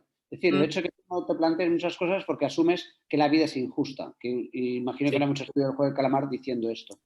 Y luego también el concepto de justicia, que yo siempre he comentado que está demasiado elevado en nuestra sociedad. O sea, a mí, el concepto de justicia cada vez me importa menos a la hora de valorar cosas que no son directamente un juicio. Es decir, que la justicia sea lógica en la universidad o que sea lógica en la vida, me interesa bastante poco. Si hay 3 vidas, me da igual que se han colado injustamente una vía o han dejado de colarse, etcétera. Lo que me importa es un poquito mi concepto de las cosas más allá de si es justo o no es justo que alguien muera. Pero bueno, solo iba a decir que todo eso es teoría de juegos y toda la ideología que hay alrededor, que es lo que subjetiviza todo esto. Esto es muy interesante también porque esto me recordó vuestro programa anterior del calamar, ¿no? Es David Hume el que dice lo de, mira, todos estos dilemas extremos me resultan indiferentes porque no son situaciones en las que nos veamos expuestos en la vida real, ¿no? Es decir, nuestros dilemas morales son mucho más cotidianos y a la vez seguramente más complejos que estos, ¿no? Entonces, bueno, el segundo paso en el dilema del tranvía o el tercer paso es, si usted ha decidido activar el cambio de vías y matar a una persona para salvar a 5, ¿qué pasaría si en el mismo escenario el tren se encamina hacia la vía, hay 5 personas que van a morir y usted está encima de un puente por el cual va a pasar el tren y hay un señor gordo delante de usted en el puente? Si usted empuja al señor gordo, su peso nos asegura que al caer en la vía detendrá el tren y no matará a 5 personas. Es un dilema gordófobo, ¿eh? Bueno, sí, esto es muy interesante, lo de la gordofobia. Tengo que decir que yo en junio pesaba 105 kilos y me preocupa mucho porque me identificaba más con el señor gordo del puente que con el señor que empuja. Entonces, es muy interesante, ¿no? Y esto le interesa también mucho a Fernando. Esto ya casi nadie empuja al gordo a la vía. ¿Qué nos dice esto? Esto nos dice que nuestro cerebro opera con las categorías kantianas de utilizar a las personas como medios o utilizar a las personas como fines. Es decir, en el segundo dilema, el señor gordo debemos usarlo como si fuera un medio y, digamos, provocamos su muerte directamente como medio para un fin. Mientras que en el primer problema, lo que hacemos es tirar de una vía y la muerte de la otra persona se produce como consecuencia, no como medio. Es decir, estamos considerando a personas como fines, no como medios. Por eso nadie empuja, o sea, las mismas personas que están cambiando de vías, casi ninguna de ellas empuja al gordo, aunque todavía hay un porcentaje de gente, no recuerdo cuál, que dice que ellos empujarían al gordo para salvar a 5 personas, ¿vale? Yo empujaría al Sí. gordo. A ver, otro problema es que el gordo, digamos, pasa por allí, mientras que en el dilema previo el señor no pasa por allí, ya está atado a la vía, ¿vale? Pero si tú empujaras al gordo, tengo para ti la última formulación del dilema, que es la siguiente. En un hospital, 5 personas están esperando un trasplante de órganos. Y tú tienes la opción de entrar en la sala de espera del hospital, de los familiares de los pacientes y tal, y tienes una pistola en la mano y puedes matar a una chica que está allí leyendo tranquilamente en la sala de espera, y sabes que con los órganos de la chica, sin duda alguna, al 100%, se salvarán a esas 5 personas que están esperando un trasplante. ¿Es ético matar a esas personas? Y son niños, o son, bueno, niños no pueden ser por los son gente muy joven, llena de vida, las personas... El dilema no lo especifica, pero el 0% de la gente... Sí. El 0% de la gente mata a la chica. Y es decir, en términos de utilidad y de 5 vidas es más que una, porque claro, el problema es que la gente plantea el dilema desde el punto de partida en, bueno, pero mato a una persona para salvar a 5. Es decir, asigna un valor absoluto a todas las vidas y entiende que 5 vidas suman más que una, porque no se nos dice nada. Claro, no nos dicen que en la vía colateral está el señor que está a punto de descubrir la vacuna contra el COVID y en la vida principal hay 5 mafiosos, porque entonces el valor que asignamos a la vida es muy distinto, ¿entendéis? ¿No? Otra cosa interesante es qué pasa si asignamos a la vía secundaria una mujer embarazada joven y en la vía principal 5 varones adultos. Es decir, las cosas empiezan a complicarse muchísimo, ¿no? Nadie dice que es ético matar a una persona con una pistola para que se trasplante sus órganos a 5, pero sí hay gente que dice que es ético empujar al gordo y sí hay gente que dice que es ético cambiar. O sea, veis la complejidad del problema, ¿no? Entonces, con la soga sucede un poco lo mismo. Es decir, estás causando la muerte de 5 personas... no es por inacción o por acción, pero es como consecuencia directa de un acto. Es decir, tú eres el responsable de la muerte de esas personas, eres el responsable de la muerte del gordo, eres el responsable de la muerte del señor que está en la vía secundaria. Hay que... En el juego está claro que en el momento dado, siempre juegues como juegues, en algún momento tendrás que ser responsable directo de la muerte de alguien. Y ahí entramos en el concepto de mi vida vale más que la tuya. Exactamente. Esto también, sí, claro. Esto también es muy interesante porque yo estuve jugando con mi familia el fin de semana pasado y planteándoles estos dilemas, ¿no? Y era muy divertido cuando todo el mundo decía que 5 vidas valen más que una y le decías, ajá, ¿y si fueses tú el que está en la vía secundaria y otra persona la que debe cambiar de agujas? Ahí de pronto ya la cosa cambiaba, porque ahí ya no veían tan claro que se tuviese que tirar de la aguja porque su vida valía menos que la de 5 personas. De pronto su vida de ellos mismos valía muchísimo más que la de 5 personas. Si me permites otra cosita, perdón. Dale. Esto me recuerda al gran debate, y no voy a poner una postura, y porque además es muy complicado, cuando el COVID y el equipo de Isabel Díaz Ayuso, la presidenta de la Comunidad de Madrid, tiene que decidir si hay salas para los ancianos en los hospitales o no. Y se decide, al parecer, según tengo entendido, y parece que, vamos, leí bastante sobre el tema. Hay correos que lo prueban, sí. Exactamente, ancianos que ya están muy mayores, etcétera, se les deja morir para dejar camas a jóvenes. Y ya incluso más allá. Incluso, aunque esas camas no estuvieran ocupadas y no hubiera un seguro overbooking, en previsión de lo que podía llegar, se dejaba morir al viejo. Ancianos sin seguro, ojo. O sea, si tenían seguro privado era distinto. Luego, en las residencias, no sé, porque murió la mujer de un amigo, la madre de un amigo mío así, no se dejaba salir a las residencias a los ancianos, en muchas ocasiones directamente, ni entrarles a ver por última vez, por el riesgo de que murieran más y se extendiera más. Lo cual vuelve a ser, realmente es todo teoría de juegos. Y ya digo, toda postura en este momento respecto a la decisión del presidente de la Comunidad de Madrid, evidentemente tengo mi opinión, pero aquí vamos a esto que decía Hume, de que esto no ocurre en la vida real. Bueno, pues sí. En Madrid, hasta que ocurre. Y de hecho, como comentamos, fue uno de, yo creo que de las bases del éxito del juego, el contexto pandémico. Pero vamos a centrarnos otra vez en el juego porque es verdad que es un poco complementario de cosas que habíamos ido comentando y vamos a mantener el toque. Sobre lo que evoca Fernando yo tendría un montón que decir, pero nos tenemos que centrar en esto, bueno, y ya lo explicaremos en otro episodio, ¿vale? Entonces, pasamos rápidamente, llevamos ya una hora, ¿no?, al juego de las canicas, en el cual se produce la perversión, ¿no?, de que uno debe elegir su compañero y de nuevo, fijaos, todo el mundo asume que el siguiente juego será cooperativo, es decir, que el compañero debe ser la persona que maximiza nuestras posibilidades de ganar en equipo, por eso el universitario elige al pakistaní, ¿no?, y nuestro protagonista elige al pobrecito viejo y tal, ¿no?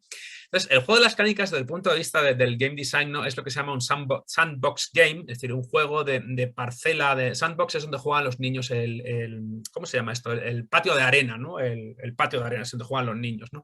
¿Qué significa esto? Significa que el juego no tiene unas reglas claras y definidas, sino que los jugadores construyen el juego a medida que juegan.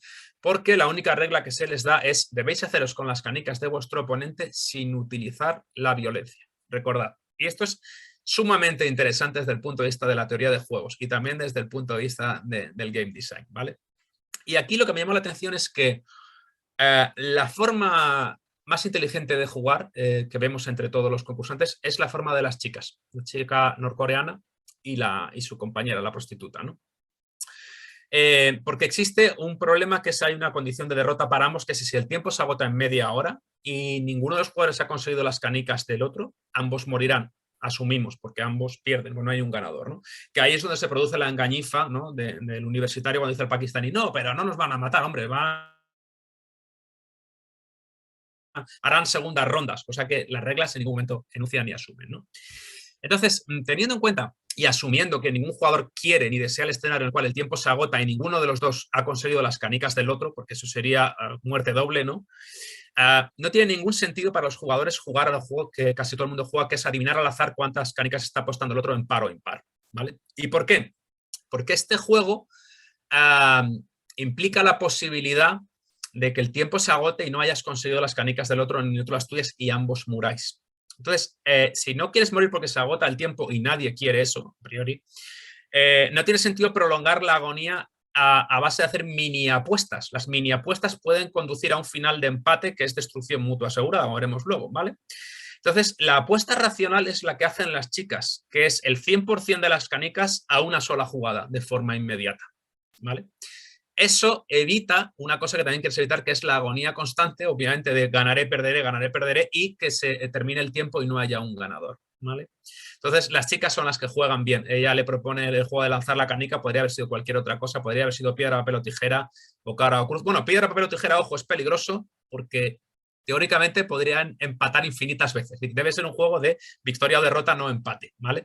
Y con eso, pues obviamente uno de los dos tiene que perder y morir y el otro ganar, pero no se produce el escenario que ninguno de los dos desea, que es muerte doble, porque las canicas se pierden, ¿vale? Luego hay otra cosa que me interesó en este juego, y es que si nos ceñimos al espíritu de las reglas pervertido, como nos ha enseñado el juego del calamar hasta este momento, ¿vale? Pues se podría dar una situación de destrucción mutua asegurada, porque si las reglas lo dicen, debéis haceros con las canicas de vuestro oponente sin utilizar la violencia. ¿Qué sucede si, por ejemplo, un jugador solo le queda una canica, la pierde y le dice a su oponente: ya, pero es que yo no te la quiero dar? Pues debes hacerte con esa canica sin utilizar la violencia. Y si él no te la quiere dar, no puedes hacerte con ella. Es decir, ellos respetan el espíritu de la regla, son muy inocentes, ¿no? Y no retuercen esa regla tan vaga, pero desde luego eso se podría hacer. Llevaría a una situación de destrucción mutua asegurada, porque negarse a entregar las canicas equivale a que el otro también, obviamente, no va a querer seguir jugando otro juego en el cual pueda perder y tenga que entregar sus canicas. Desde el momento en que uno se niega a entregar su canica, acaba de matar a los dos. Y todos los jugadores cooperan con las reglas y entregan su última canica, pero si nos ceñimos al espíritu de las reglas, debéis haceros con las canicas de vuestro oponente sin utilizar la violencia, no implica que se produce un contrato verbal vinculante según el cual si pierdo el juego debo cumplir mi palabra y entregar la canica. Y si alguien me dijese, bueno, las reglas asumen eso, yo respondería sí, pero las reglas del escondite inglés también asumen que no debes empujar a otra persona para que se mueva. Es decir, las reglas han sido retorcidas previamente, ¿no? ¿Veis el gran problema, ¿no? del juego, el espíritu de las reglas, ¿vale? Pasamos rápidamente al juego del puente, ¿no? Y los cristales, ¿no? Y aquí de nuevo se vuelven a vulnerar las reglas del juego, porque si recordáis, el juego primero hay un prejuego que es elegir el dorsal, que de nuevo es un juego de información incompleta. Si yo no sé qué número me va a beneficiar o me va a perjudicar, la decisión más racional en principio es elegir los números que son el 8 o el 7, los que están en medio, ¿no? Pues si mal no recuerdo son 16 jugadores, y son 16, y los primeros números que eligen son el 7, el 8, el 9, el 6, ¿no? Y uno de los VIP que ya están observando dicen siempre eligen primero los números intermedios. Dices, claro, nos ha jodido, es que esa es la elección racional, porque si yo no sé, como los propios jugadores dicen, si el siguiente juego va a perjudicar a los que juegan primero o va a beneficiar a los que juegan primero, por ejemplo, en escondite inglés, los que juegan primero tienen una ventaja, tienen a lo mejor 20 metros de ventaja con respecto a los últimos, ¿no? Pues la apuesta más conservadora, es decir, la que minimiza nuestro riesgo de pérdida máxima, es elegir los dorsales intermedios, ¿no? Y ahí nuestro protagonista le viene a ver Dios, ¿no? Cuando le cambian el dorsal número 1 por el 16, ¿no? Entonces, como decía, eso podría ser interesante si no fuera porque de pronto, en medio de la partida, cuando están a mitad del puente, las reglas se rompen y se vulneran cuando uno de ellos no dice, pues pasa tú primero, o en otro momento uno coge y arroja a otro tío delante, el mafioso se niega a mover, con lo cual entonces me da igual si yo tengo el dorsal número 1 o el dorsal número 16, lo que sucede es que el tío que yo empujo delante es el que corre el riesgo. Entonces, ahora resulta que ya no es un juego de orden, de decisiones racionales, sino de nuevo la ley del más fuerte, ¿vale? Entonces, ¿qué es lo que sucede aquí? Que no pasa nada de nuevo por vulnerar las reglas. Da igual si yo tengo el dorsal número 1, si yo me planto y digo no pienso avanzar y nadie me puede empujar, en lo que acabamos de convertir este juego es una mezcla de Chicken. Recordad, el juego del Chicken es el juego en el que dos moteros, uno se dirigen uno hacia el otro a toda velocidad y de frente, y el primero que se desvía pierde, ¿vale? Entonces, acabas de convertir el juego en una especie de Chicken más el push or luck que hemos visto antes. Es decir, si yo no quiero avanzar y tengo el dorsal número 1, todo el mundo muere. Pero resulta que todos los que ven tras de mí se benefician si yo avanzo. Es decir, yo corro un riesgo por los demás y los demás no corren ningún riesgo por mí. ¿Entendéis el problema, no? Y esto sucede en medio del juego, ¿no? Entonces, aquí de pronto resulta que plantarse es una opción racional. Y si queremos hacer que el resto cooperen con nosotros, somos jugadores racionales, lo que tendríamos que hacer es proponer, bueno, yo saltaré una casilla y después me pararé. Si nadie más quiere saltar otra casilla y tomar un riesgo él, todos moriremos. Luego, lo racional para vosotros es que cada uno asume su parte de riesgo correspondiente y el riesgo se divide entre todos y todo el mundo salte una casilla, ¿vale? Y esto convierte al juego en la ruleta rusa. Sí, bueno, es el push your luck, es decir, es el arriesgarse o no arriesgarse. Y otra cosa muy interesante que sucede es que si ellos fuesen todavía más racionales y quisiesen cooperar todos, los 16 podrían llegar al otro lado. ¿Cómo podrían hacerlo? Pues las reglas en ningún momento prohíben hacer una cadena humana. Entonces es tan sencillo como que todos se cojan de la mano y todos vayan saltando. Si uno de ellos cae no pasa nada porque el resto le podría subir hacia arriba de nuevo y todos habrían pasado el puente. Pero bueno, de nuevo, como decía Fernando, no sabemos si es por la dinámica del egoísmo de me interesa que lleguen pocas personas al otro lado porque el premio se reparte entre más, ¿no? Esa es una decisión racional, de nuevo, no podemos juzgarla porque no sabemos cuál será la última prueba. Pero a priori yo habría cooperado con los demás y habría dicho o todo el mundo debe arriesgarse una vez o todos podemos pasar al otro lado. Es decir, lo que sucede es una muestra de jugadores irracionales. Recordad que los primeros simplemente saltan y mueren, y uno de ellos echa sus cálculos y además eleva al cubo las posibilidades y dice una entre 30.000 de llegar al otro lado, y lo que prefiere es joder a los demás y correr por el puente para no dejar la pista de qué baldosas se hunden y qué baldosas no se hunden. ¿Ese es un jugador racional? Bueno, pues ese jugador le da más valor al resultado de no sacrificarse en vano que al resultado absurdo de no dar un beneficio a gente que no tiene modo de agradecérmelo, ¿entendéis? ¿No? Es decir, el que prefiere joder a los demás antes que darles un beneficio a cambio de nada, ¿no? Es decir, pues esa persona está asignando valores que no consideraríamos éticos, seguramente la mayor parte de nosotros, a sus decisiones, ¿no? ¿Cuál es el término técnico en Game Studies del cabrón? Bueno, esto no sé si esta figura está estudiada. Por ejemplo, cuando él obtiene un beneficio, eso se llamaría española, el free rider. Sí, el de si yo no puedo ganar, que se jodan los demás. Yo esto no recuerdo que hay una figura para estudiar porque esta es teoría muy anglosajona. Yo creo que ahí tienes que traducir esa variante. Vamos, voy a investigar. El Spanish player. Voy a investigar muchísimo porque esto me recuerda a una vez hace años cuando, ¿os recordáis del juego 50x15, ¿no? En el que los concursantes tenían que responder a preguntas y tenían la opción de pedir el comodín del público. Entonces el público votaba la respuesta que ellos creían adecuada. Y un amigo mío me dijo, pero tiene que haber un premio para el público que acierta, ¿no? Porque si no, ¿qué me impide a mí votar a posta la opción incorrecta? Yo dije, hombre, te lo impide, en principio, la máxima moral de que ante no obtener ningún beneficio por acertar o fallar, tú eliges ayudar a una persona pulsando la respuesta correcta, ¿no? Pero fíjate que hay gente que está constantemente jugando teoría de juegos y buscando la utilidad para maximizar su beneficio. Es decir, para él, si yo no obtengo un beneficio, me resulta indiferente ayudar a otra persona. Es decir, él ha asignado un valor 0 a ayudar al prójimo, ¿vale? Una chorrada. Cuando se votaba para Eurovisión, yo recuerdo un año, se dejó de hacer porque la gente votaba de cachondeo. Sí, claro. Como bien dices, hacer un voto racional no era sancionado, con lo cual salían muchos el países... Chiquilicuatre, John Cobra, propuesto para ir a... A mí me sigue evocando la sensación de que en el fondo es un poco como la teoría del capitalismo de Adam Smith, etcétera, que, o sea, la teoría económica que siempre... De que todo el mundo persiguiendo... Que todo el mundo es súper racional, que todo el mundo es súper eficiente, que todo el mundo lo único que le interesa es maximizar. Y además... Lo cual es la ética protestante de Max Weber total, con lo cual dices, eso para los países mediterráneos hay que tomarlo con un grano de sal, como dicen los ingleses. Sí, esto es muy interesante porque vamos a entrar, yo creo ya, no quería terminar sin hablar del dilema del prisionero. Es decir, el dilema del prisionero es interesante en teoría de juegos porque pone en jaque la idea de que tomando la decisión que me beneficia a mí individualmente, obtendremos un resultado colectivo que nos beneficie a todos. Recordad el dilema del prisionero. 2 personas han atracado un banco y la policía los detiene. No los pueden condenar sin la confesión del otro. Pero si ninguno de los dos confiesa, les dicen que tienen pruebas para encerrarlos 3 meses por el robo de un coche. Entonces solo hay 2 decisiones posibles para cada uno de los jugadores y ambos están separados y no saben qué va a hacer el otro. Uno puede confesar o callarse y los resultados son los siguientes. Si uno confiesa y el otro se calla, el que se calla recibe 10 años de cárcel y perdón, no es confesar, es delatar. Si uno delata y el otro se calla, el que se calla recibe 10 años de cárcel y el otro como premio a delatar sale libre. Lo mismo sucede en otro sentido, es decir, si el primero se delata y el segundo se calla, es decir, el que delata al otro sale libre si el otro se calla, ¿vale? Si ambos se delatan mutuamente, los 10 años de cárcel que le metían a uno se reparten entre los dos y cada uno de ellos cumple 5 años, ¿vale?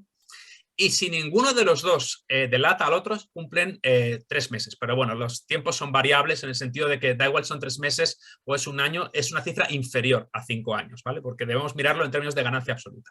Entonces, el dilema del prisionero plantea una paradoja increíble, que es, independientemente de lo que haga el otro jugador, para maximizar mi ganancia yo debo delatar. Porque fijaos, si el otro me está delatando, yo me voy a tragar 10 años. Entonces, mi opción mejor es delatar, porque si le delato, reduzco esos 10 años a 5. Y si el otro está callando, mi opción mejor sigue siendo delatar, porque salgo libre. ¿Qué sucede? Que si ambos jugadores son racionales, si ambos jugadores maximizan, ambos se delatan y obtienen un resultado que es que cada uno de ellos cumple 5 años de cárcel. Para el conjunto de los dos es un resultado menos óptimo que cumplir 3 meses cada uno, que es lo que sucedería si ambos jugadores son irracionales y ambos callan. Fernando. Para una demostración empírica de esto, la película LA Confidential, con los interrogatorios a los prisioneros. El primero que cante se va libre. Esto lo hace muchísimo la policía. Sí, es un clásico. Sí. Entonces, sí. Y bueno, hay gente que no entiende el dilema, esto me ha pasado muchas veces, se los pongo a gente y gente no entiende porque la gente dice, bueno, pero es que 3 meses es muy poco y le haces una faena al otro y dices, mira, si lo planteas en abstracto con gente metiendo monedas en una hucha y sacando monedas en una hucha, se ve perfectamente. Es decir, el tema es que maximizar tu elección implica una elección subóptima para los dos, ¿vale? Pero óptima para cada uno. Bueno. Sí, volvemos. Entonces, efectivamente, Adam Smith, ¿no? Es decir, si todo el mundo busca su máximo interés a nivel individual, la sociedad gana. Dice, ¿por qué? No tiene por qué darse esa situación, ¿no? Y no todo el mundo es racional y funciona racionalmente. Bueno, por supuesto. Claro. Es decir, el gran problema de partida para la teoría es que la gente, es decir, toma muchas más decisiones irracionales que racionales. Sí. Lo interesante es estudiar cuándo, cómo y por qué, ¿no? Sí. Bueno. Y por último nos queda ya para ir terminando, ¿no? el famoso juego del calamar, es decir, esa versión de Rayuela que nadie entendemos cómo se juega exactamente, por más que nos explican 2 veces las reglas, ¿no? Que como pone aquí es una pelea a navajazo limpio con unas rayas pintadas en el suelo, porque al final ellos empiezan jugando, ¿te acuerdas? Gi-hun empieza saltando la pata coja, ¿no? Y luego entra y dice, bueno, ahora puede ocupar, dice, ¿qué más da si puede saltar o no puede saltar? Sí, al final se van a meter navajazos uno al otro y ya está. No me daba tiempo a hablar de la decisión de salvar a la norcoreana o no, porque si no esto se nos va a las 3 horas, ¿no? Entonces, en el último juego del calamar no hay mucha decisión racional que analizar, como he dicho, es una pelea a lo Curro Jiménez, si os acordáis, con su faca y con su manta. Lo interesante aquí, ¿no?, es analizar desde el punto de vista de teoría de juegos recordad que al concepto de beneficio que yo saco se llama utilidad, ¿no? En términos técnicos, ¿no? Es el beneficio obtenido.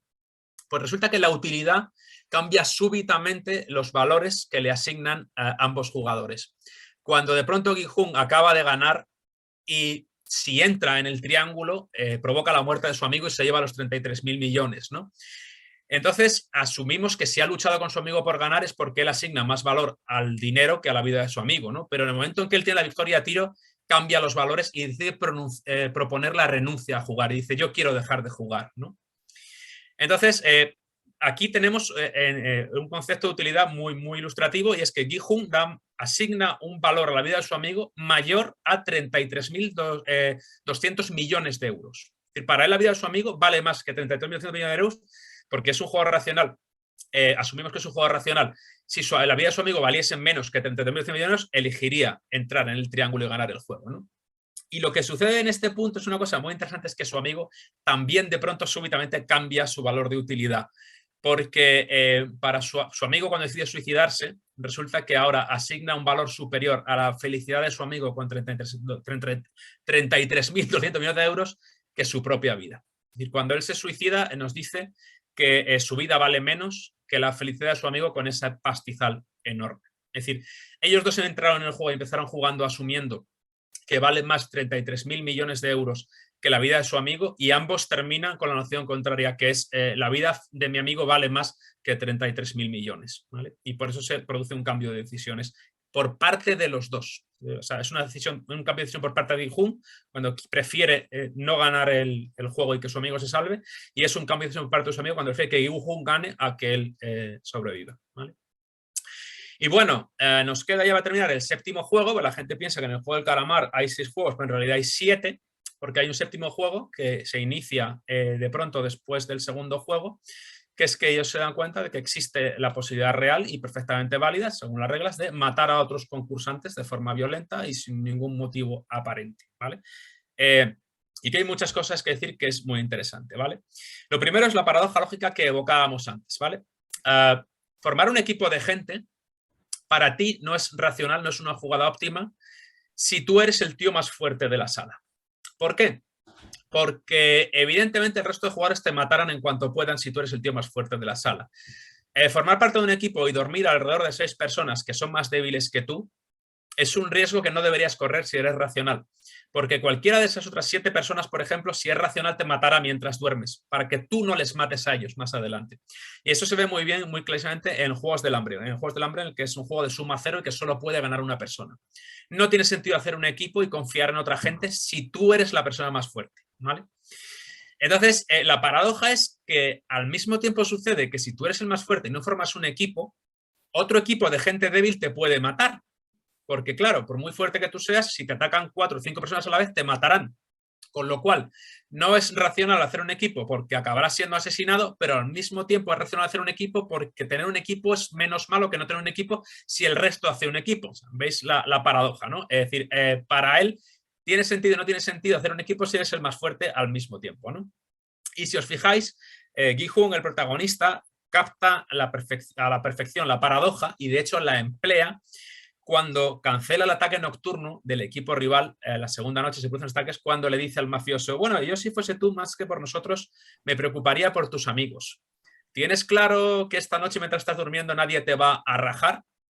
Y esto hace que su rival cancele la posibilidad de matar a otras personas porque dice, bueno, mejor esta noche nos echamos a dormir y no hacemos nada. ¿Vale? Entonces ahí Gi-hun juega a la perfección, porque al señalar, digamos, el punto débil de asociarse con otra gente que te puede apuñalar por la espalda, cancela la posibilidad de matar, de que su equipo sea asesinado por la noche, ¿vale? Otra cosa que no tiene sentido y no es muy racional es esperar a que se apaguen las luces y que sea la noche para atacar a los demás, ¿vale? Eso tendría sentido si tu equipo no fuese el más fuerte, pero por ejemplo para el equipo que suponemos que es el equipo alfa, que es el de los mafiosos, no tiene ningún sentido esperar a la noche para matar al resto, ¿vale? ¿Por qué? Porque la noche introduce un componente de azar que hace que se pierda tu ventaja táctica, es decir, mientras estás a oscuras resulta que te pueden matar más fácilmente, igual que tú puedes matar más fácilmente a otra persona, o te pueden apuñalar por espalda sin saber dónde estar. Y de hecho se produce el caos que se produce en el juego cuando realmente nadie sabe ni a quién está matando y todo el mundo se mata entre sí. Mientras que la luz te ayudaría de forma muy obvia a matar a otras personas si tú eres el más fuerte y tienes más facilidad para matar a otra persona. Es decir, no tiene sentido añadir el caos del azar cuando el azar no te beneficia, y ese es el caso cuando tú eres un asesino, como es el caso del mafioso coreano.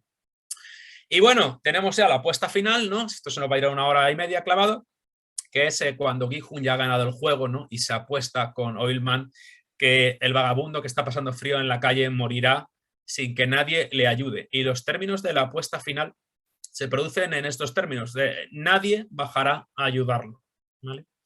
Entonces, obviamente, ni yo soy el primero que lo he pensado, ni seré el último. La jugada racional para Gi-hun en ese caso, según va transcurriendo el tiempo, van viendo que se acerca a las 12 y nadie se acerca a ayudar al vagabundo, es bajar el mismo y ayudar al vagabundo.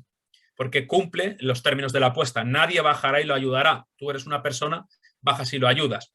Entonces, aquí Gi-hun es muy irracional, de nuevo, porque especialmente después de pasar por todo lo que ha pasado en el juego y sabiendo que las reglas se pueden retorcer y malinterpretar y no respetar el espíritu de las reglas, ¿no? Entonces, evocábamos con Antonio que él quiere una victoria moral, ¿no? Porque entenderíamos que si él baja y ayuda, está incumpliendo la apuesta que es sobre la naturaleza humana, ¿no? Porque él en teoría es un observador, él es Dios y Oilman es Satanás, ¿no? Y están apostando sobre el alma humana.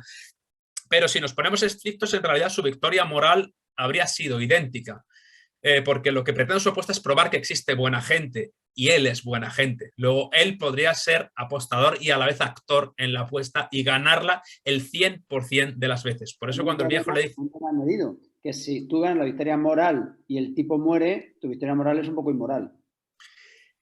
Pues fíjate, en esta paradoja no había pensado, pero es súper interesante, y es que qué tipo de moralidad es arriesgarse la vida de una persona de forma frívola por ser un cabezón y apostar sobre la alma humana, cuando la derrota se puede producir por causas totalmente aleatorias. En ese momento no pasaba por ahí buena gente, pero hay buena gente que no pasaba por allí, ¿no? Y esta es la última apuesta, ya digo, que se produce en el juego. Con esto yo creo que hemos terminado el gran repaso al juego del calamar desde el punto de vista de game design y teorías de juegos. Espero que os haya gustado y os dejo la despedida a vosotros, que habéis sido los que estáis aquí viendo. Muchas gracias, Silviano. Muy interesante el ángulo, pues muy distinto a todo lo que podíamos haber ido desglosando en el otro capítulo. Creo que se complementan de una manera bastante curiosa, y precisamente tenías una última recomendación que será otra píldora en algún momento, sí. esta nueva modalidad que hemos anunciado y que creo que nos enrollamos siempre, de manera que no sé si las píldoras vamos a conseguir que sean píldoras de verdad, pero... Vamos a decir a los espectadores que estamos apuntando a media hora, ¿vale? Tiene una cosa rápida de media hora. ¿Cuál es el manga ese que te ha gustado mucho? Si os interesa la teoría de juegos y cómo se toman decisiones racionales o decisiones que maximizan tu victoria, etcétera, tenéis en Netflix un anime adaptado de un manga que se llama Kakegurui, Kake con K, K-A-K-E Gurui, que significa jugador compulsivo ludópata en japonés. Y aquí ya haremos otra mini píldora, ¿no? Pero la premisa son chavales de instituto apostando enormes cantidades de dinero, incluso su estatus social, en juegos de azar. Y cada juego de azar es distinto del otro, y cada juego de azar implica una teoría de toma de decisiones muy interesante. Muy bien, pues ese será nuestro próximo encuentro ludólogo y ludopático con Silviano Carrasco. Muchas gracias y por haber escuchado a todos los popcultistas, y nos vemos en breve